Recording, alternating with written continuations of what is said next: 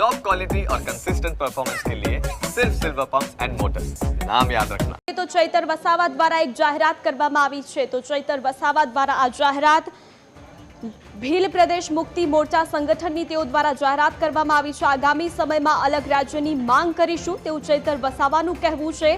દેશનું 29મું રાજ્ય એટલે ભીલ પ્રદેશ રાજ્યની માંગ કરીશું। ગુજરાત, મહારાષ્ટ્ર, મધ્યપ્રદેશ, રાજસ્થાનના પ્રદેશનો પણ સમાવેશ। ભીલ પ્રદેશ મુક્તિ મોરચા અંતર્ગત વિશાળ સંગઠન બનાવીશું। કેવડિયાને ભીલ પ્રદેશની રાજધાની બનાવીશું તેવું ચૈતર વસાવાએ કહ્યું છે। અમે સાથે મળીને ભીલ પ્રદેશ રાજ્ય બનાવીને જ રહીશું। વિકાસ માટે ક્યાં સુધી આદિવાસી સમાજ આંદોલન કરશે તેવું ચૈતર વસાવાએ કહ્યું છે।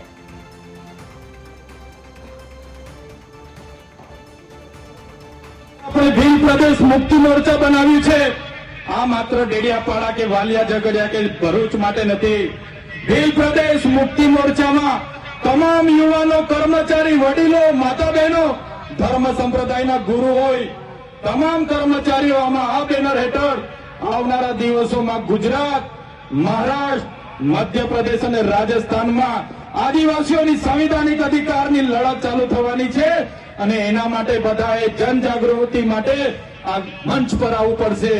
પાર્ટીઓ ભૂલીને, સંગઠન ભૂલીને, તમામ લોકોએ ધર્મ સંપ્રદાય બનીને ભૂલીને આ ભીલ પ્રદેશના મંચ પર આવવું પડશે। ત્યારે આવનારા ભવિષ્યમાં આપણે ભીલ પ્રદેશ રાજ્ય બનાવીને રહીશું। અમે આ સરકારને કહેવા માંગીએ છીએ, જો સરકાર આદિવાસીઓનો વિકાસ નથી કરવા માંગતી તો આવનાર દિવસોમાં અમે ભીલ પ્રદેશ મુક્તિ મોરચા તબા હેઠળ અલગ ભીલ પ્રદેશ 29મું રાજ્ય બનાવીશું। અલગ ભીલ પ્રદેશનું 29મું રાજ્ય અમને આદિવાસીઓને આબાદી જોઈએ અને એની રાજધાની આવનારા દિવસોમાં અમે કેવડિયા બનાવીશું। કોઈની બાપની તાકાત નથી કે અમને રોકી શકે।